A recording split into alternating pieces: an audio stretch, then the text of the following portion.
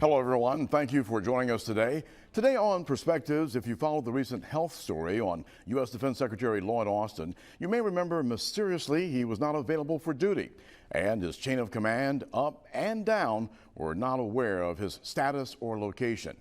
We later learned that Secretary Austin had developed complications after having a medical procedure.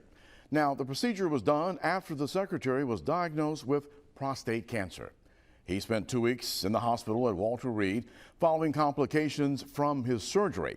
But the doctors say despite the complications, Secretary Austin's cancer was treated early and effectively, and his prognosis is excellent. Now, if you didn't know, the secretary was actually born in Mobile. He also had a distinguished career in the Army after finishing West Point, then rising to the rank of a 4-star general on active duty. He was the first African American to command a division, corps, and field army in combat. Now, despite his great education and all the military awards and accomplishments, Defense Secretary Austin, like many men, are secretive about our prostate health and prostate cancer. Secretary Austin kept his diagnosis and treatment plan initially secret from even his boss and the American public. So here's a question. Why are men secretive about prostate cancer? To answer that question and more, our guest today, Dr. Jason Frischhertz from Urology Associates, Dan Root, he's a co-chapter leader of Us Too Mobile, and Eugene Williams, he's a member of Us Too, the Mobile chapter. After a quick break today, we'll talk with our guests, Dr. Frischhertz, Dan Root, and Eugene Williams, about the prostate, its health, prostate cancer, treatment options, and how men are dealing with it all today. Perspectives continues in just a moment.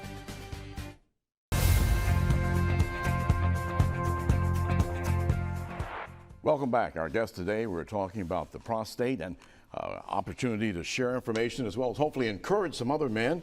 We talked about the situation that happened with General Austin, and when you hear the story, I was sharing with you all earlier, and I've read it in other information too, and then I think all three of you kind of got the clue as well when you heard the story, and with the general's age and him being secretive, not telling anybody, I said, I wonder if he had prostate cancer, and sure enough, when the information came out, that was what had transpired. And so I was thinking, we need to talk about it because if you're a man, there's a very good chance you may have to deal with your prostate. And so I think it's something that we need to make sure that no one feels uncomfortable or feeling that they can't tell anybody anymore, because I'm sure in the old days when we go back, I can't remember how my grandfather told me about it, but my grandfather, he developed it back in, I think he had his surgery in '72, so maybe 71, the awareness. So we're talking about another generation of people at that time.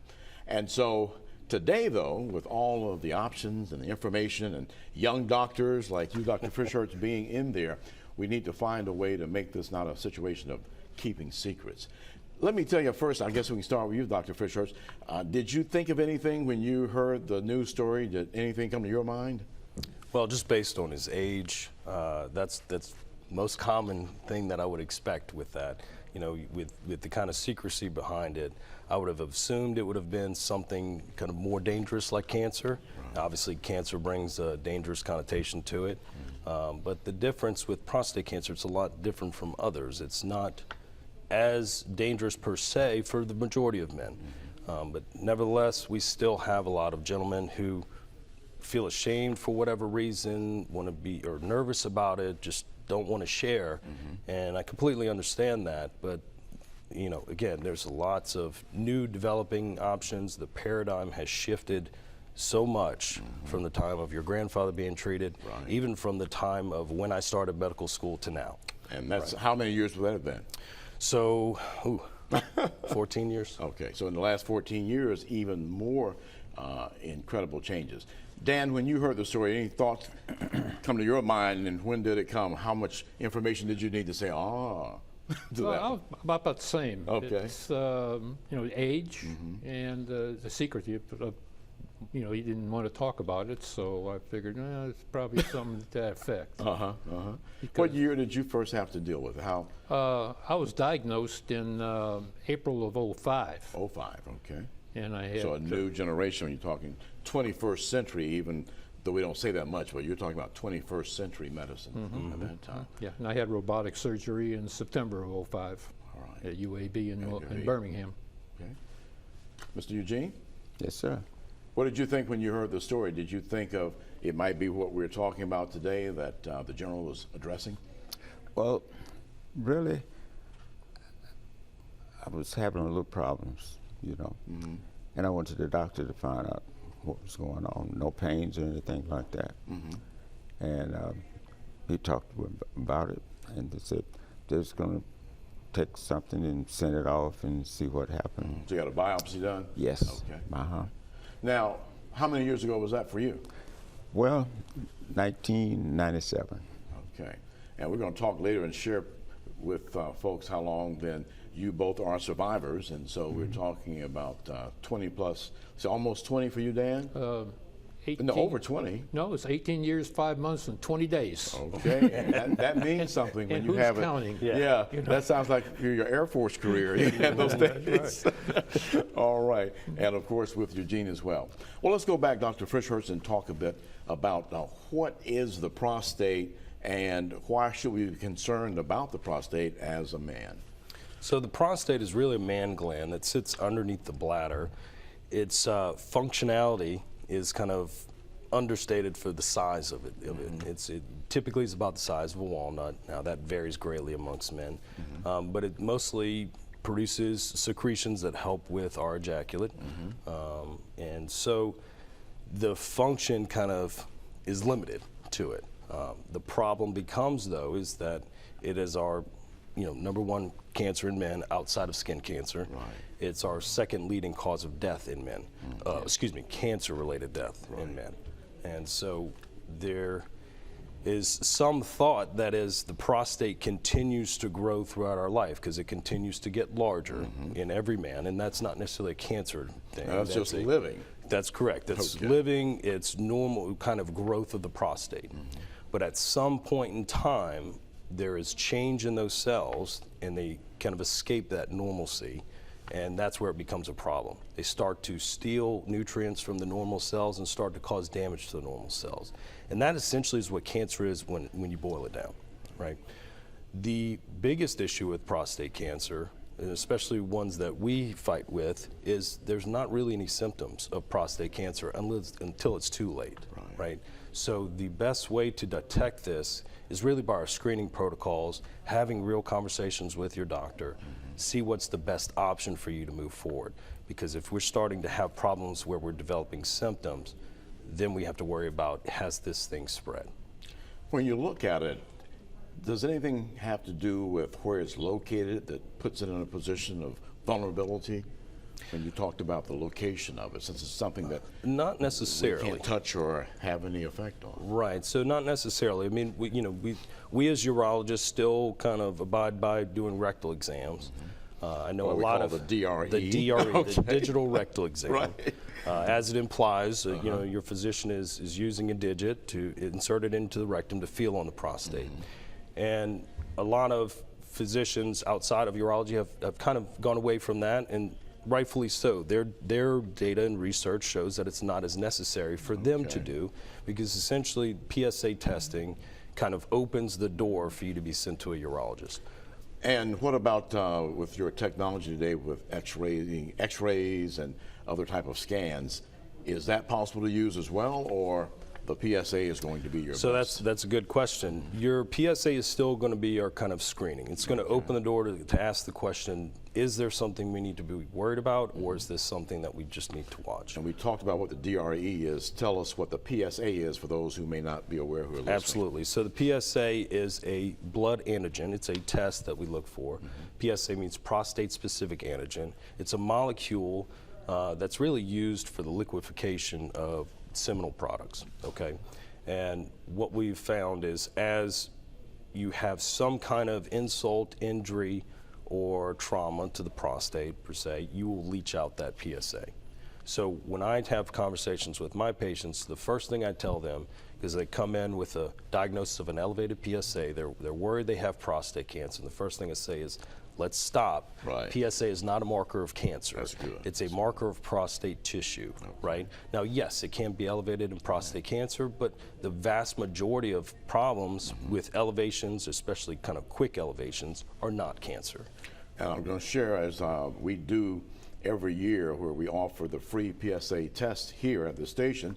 And Dan and Eugene have both been involved in being there to talk to guys, and if they had questions, they could share it, because that is, as you say, when you get that score, you're wondering if that's not just a dire hook into prostate cancer, but is that a death sentence as well? And so people are thinking like that, but things have changed, as you mentioned. Even in the last 14 years, things have gotten better. So we're going to talk more about that when we come back. And did you both find out through PSA test or the biopsy? Biopsy. Biopsy, and Dan? It started with PSA. Okay. And then from there, Biopsy. the next step. And so we're talking a PSA test back in the late 90s and early 2000s. And so that was something that started moving into the mainstream for us, and a lot of men were appreciative, because you still hear the jokes about the DRE to this day, and so, and I was glad to hear as you shared that. We're going to take a quick break.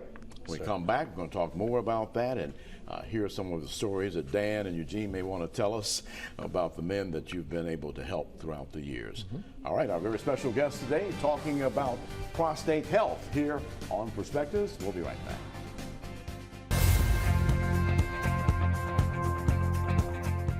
And welcome back to Perspectives. Today we're talking about prostate health. Our very special guest, Dr. Jason Fitzhertz from Urology Associates, Dan Root, who is from Us Too. He's a co-chapter leader here in Mobile, and Eugene Williams, also with Us Too Mobile, the chapter here, and both of our gentlemen here are prostate cancer survivors. And that's one of the things, Dr. Fitzhertz, talk a bit about how, with the evolution of treatment and being able to get that early diagnosis, how that has changed the numbers for a lot of men. Because I was sharing with us earlier that my grandfather developed it in 1972, I believe, and it was a death sentence by the time everything happened, the treatment and the last year of life for him. And of course, something that you, as a young man, remember vividly. But I didn't really know all the details, at that time. And then my father developed it, and he was able to do the radiation seed implants, and it was like, hey, no big deal for him. And that didn't affect him, as I remember his last years of life. I don't remember ever hearing anything about having to deal with his prostate issue again. Right. So tell us how today is a good day as it relates to being concerned about prostate health. Right, so with prostate cancer, kind of back with your grandfather, it wasn't routinely screened. And in fact, even into the late 90s and early 2000s, Medicare and the United States Preventative Task Force recommended against prostate cancer screening in men. And there's some understanding with that. Prostate cancer is not like other cancers. It's a very slow-growing process.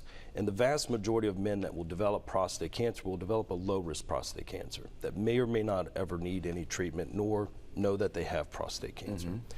Unfortunately, what that means, though, is if we're not accurately screening people, we are going to lose and not capture those gentlemen who are having may have had low-risk cancer that had some abnormalities that may abruptly change, or those high-risk individuals. Because really, prostate cancer is not a major issue when it's inside the prostate gland. It's very curable especially now with the current treatment modalities. But once it escapes outside, it becomes an incurable process. With some, when you say, is that metastasizing to the rest of the body? Yes, sir. Okay. Yeah, there's some caveats to that, obviously, but for the most part, once it spreads, it becomes an incurable process. Now, a big shift in that as well over the years is that we're able to extend the lives of men a lot longer than what they would assume. You have men that come in with who have had family members who've had metastatic colon cancer or breast cancer or what have you, and they're given a life expectancy of weeks to months, whereas we're typically saying you have years, right, if we're on the appropriate therapy. And both of our gentlemen here, we're talking late 90s and early 2000s, Dan over 18 years, and we didn't tell earlier for Eugene, but Eugene, it's over 25 years now? Ought to be about 26, I would think. 26, 27 years. So for any man or family who's concerned about losing your loved one now, both of these men are examples of how things have changed. Absolutely. And just like any cancer, the earlier we catch it, the better our options are. And the chance for cure, your quote unquote cure, is so much higher. Okay, I mean, we're talking about recurrence rates very, very low. You know, at 0% essentially, almost zero. At 5 years, if you catch it in time with therapy, and at 10 years, maybe 1 to 2%, right, of recurrence. Right. So and we're in a good location also for the latest technology, right? yes, sir, absolutely. We have, in fact, all of my partners are able to do robotic surgery. We have Dr. Reardon and Dr. Klein who are also doing our single port robotic surgery. That's just the newest iteration of the Da Vinci robot. I'm still kind of working with the old school XI and such. I haven't shifted gears yet to that, but yes, we've got a ton of guys there. We have our cancer centers of Mobile with our radiation vaults, and so we've now brought that radiation to the forefront with our prostate cancer patients, especially in our older gentlemen who may not survive an operation, but we're still allowing, or at least offering them, a chance for treatment. You know, and that's really. And when you say older guy, what age age are you thinking? So generally, if you're talking about a man who's going to be kind of closer to, 70 years old or plus, with a relatively, I don't want to say short, but a life expectancy of around 5 to 10 years, right? And there are certain occasions where we say don't do anything, but when you talk to that gentleman and you get that diagnosis of cancer, there's a lot of anxiety there. You know, he's worried about it, his wife's worried about it, his son and daughter are worried about it, and you have to have an honest conversation about what to expect with this. Right. So some of those gentlemen unfortunately diagnosed with high-risk prostate cancer, meaning that high chance for it to spread outside, and then again, becomes an incurable process. So to offer them that option of, we're not putting you through a surgery, but we may be able to use radiation in this instance, it allows a good option. Well, let's ask Dan and Eugene a couple of questions that relates to that. Tell us what US2 does and why you are involved with US2 as a survivor. Well, US2 is a group that meets monthly, and sad to say that we haven't met since March of 2020 due to COVID. That changed a lot of stuff. And we're now looking for a place to hold our meetings again. But we're there to support and educate men that are diagnosed. I like to say that we've been there. So when someone's newly diagnosed, we have individuals that normally had almost one or the other procedures. So we can team them up together and they can discuss their diagnosis, what they went through after surgery or after radiation or whatever, and then after effects and how it's affecting them and what they've been doing. And I remember at one of the meetings that you had, you brought in physicians, urologists, who could share their expertise to the group as well. So you always had the latest state-of-the-art information available. Mr. Eugene, why do you do that? Why do you go and talk to other guys and share? Well, because of, number one, when I was diagnosed, what happened with me, it was secretly. To be honest with you, to say it's good or right, that's just the way Eugene is. My wife didn't know It's your business. My wife didn't know that I was diagnosed with cancer until about 3 o'clock in the morning that I was going to have surgery. And what period of time was that from when you knew and that happened? What time? Well, when you finally told her? That was 97. Bob said, was that weeks, days, or months? Oh yeah, it was something like October. Around October. And so that's the thing that we love to share is that it's not something just you're dealing with, because once you are dealing with that, it's your wife is part of the team, as well as family and any close friend or relative. It becomes a team concept now that you need to talk and share. I see that a lot with patients as well. You diagnose a patient and they'll come back to talk about different options, and oh, I talked to my buddy and he told me he had cancer, or Joe down the street had cancer, and it's like, yes, yeah, a lot of us end up with prostate cancer, unfortunately. A question I've always wondered, because I know one doctor who has. Any of the urologists, are they cancer survivors too? I know we do have one that I have interviewed before locally, but how many of them can give firsthand experience? Well, you know, in my practice, I couldn't tell you. I'm not honestly sure there. Right. I've known plenty of urologists who have had prostate cancer, and they're a big advocate for patients and really the side effects, because with treatment it comes at cost. Right. You know, dangers to you and your family essentially, and so things that you have to deal with. You know, one is I believe his name is Roger Kirksey out of the UK, who's a big advocate for that as well. Excellent. Well, I tell you, I really appreciate all of you being here today. And we need 2 hours to do this, you know, but thank you so much for sharing. And hopefully it's been great for someone watching today who had curiosity, concern, and wanted to take the next step. And so we encourage them today. You've got the guys at Us Too, if you want to start there first, or if you want to start with your urologist, Dr. Frischhertz and the guys at Urology Associates.